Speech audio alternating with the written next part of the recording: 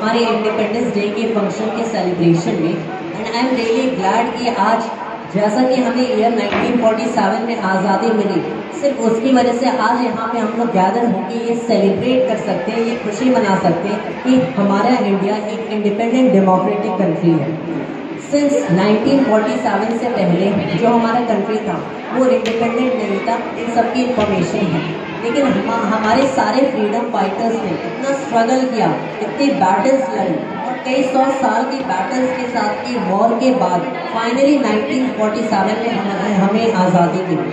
आज के दिन हम लोग खुशी तो मना लेते हैं, हम लोग हाथ में झंडे लेके घूम जाते हैं, लेकिन क्या हम लोग स्ट्रगल के बारे में सोचते हैं जो कि उन फ्रीडम फाइटर्स ने किया?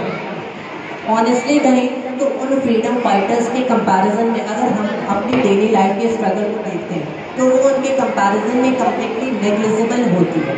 उन्होंने हमारे इंडिया को एक इंडिपेंडेंट डेमोक्रेटिक कंट्री बनाने में हेल्प किया, लेकिन आज के अगर हम लोग देश में देखें तो आज देश में कितना डेवलपमेंट हो रहा है। डॉक्टर APJ अब्दुल कलाम ने एक सपना देखा था कि एक दिन जाके हमारा देश भी एक सुपर पावर बनेगा, जैसे बड़े बड़े देश जैसे लाइक अमेरिका या फिर UK जैसे देश होते हैं। क्या हम एक्चुअल में अपने देश को डेवलप करने में कोई हेल्प कर रहे हैं, कोई प्रोग्रेस कर रहे हैं? क्या यही बेसिकली पैट्रियटिज्म होता है कि हम लोग इंडिपेंडेंस डे में कोई फंक्शन करें, इंडिपेंडेंस डे में सेलिब्रेशन करें? क्या इसी को पैट्रियटिज्म या फिर देशभक्ति कहते हैं? देशभक्ति वो होती है कि आप सब मिलके, हम सब यूनाइट होंगे, forgetting all the caste, all the relation, इन सबको भूल के हम यूनाइट होते हैं हमारे देश को प्रोग्रेस कराने के लिए। ये प्रोग्रेस कैसे पॉसिबल है? राइट नाउ ये प्रोग्रेस सिर्फ पॉसिबल है एजुकेशन के फील्ड में और डेवलपमेंट से। हम सब यहाँ पे स्कूल में गैदर हुए हैं, ये एक एजुकेशन इंस्टीट्यूशन है। हम रोज रोज यहाँ आते हैं कुछ नया सीखने के लिए, कुछ नया करने के लिए, ताकि हम लोग आगे जाके अपने देश को प्रोग्रेस करा सकें, डेवलप करा सकें। लेकिन क्या हम लोग ऑनेस्टली अपना काम कर रहे हैं? क्या हम लोग सच में स्कूल सीखने आते हैं ताकि हम लोग कुछ नया सीखें, ताकि अपने देश को डेवलप कराएं? वेल, अगर इसका आंसर आपको यस मिलता है तो होप समडे इन फ्यूचर हमारा कंट्री भी एक सुपर पावर बने। But what if the answer is no? क्या हम लोग एक्चुअल में स्कूल कुछ सीखने नहीं आते, एक्चुअल पैट्रियटिज्म के लिए नहीं आते? पैट्रियटिज्म सिर्फ इंडिपेंडेंस डे या फिर रिपब्लिक डे के दिन नहीं दिखती है। पैट्रियटिज्म हमारी डे टू डे लाइफ में दिखती है। हर एक काम जो कि हम लोग करते हैं, हमारे डे टू डे लाइफ में जो छोटे छोटे भी काम हम लोग कर रहे हैं, उसमें भी पैट्रियटिज्म की, देशभक्ति की एक हिंट दिखती है। तो यही छोटे छोटे काम करके करके हमें कुछ ऐसा करना चाहिए जिससे हमारा देश आगे बढ़े।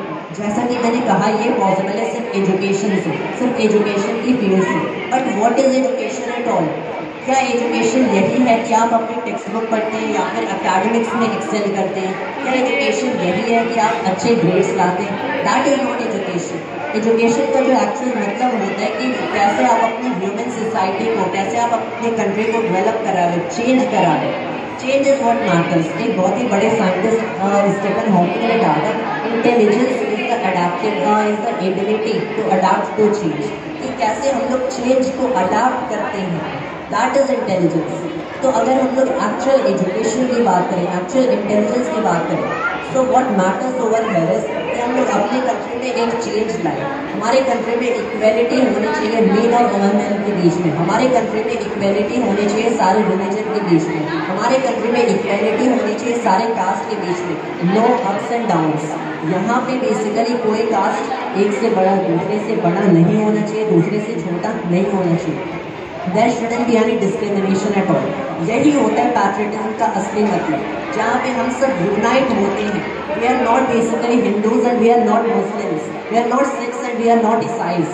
Rather हम सारे इंडियंस हैं एंड हम सारे इंडियंस को मिल के काम करना चाहिए इस देश को आगे डेवलप करने के लिए, इस देश को प्रोग्रेस कराने के लिए, ताकि समडे इन द फ्यूचर, जैसा कि डॉक्टर APJ अब्दुल कलाम ने एक सपना देखा था कि हमारा देश भी एक सुपर पावर बनेगा, ताकि someday we hope that we achieve this day. That was all that I wanted to say in my short 5-minute speech, and thanks to all for listening.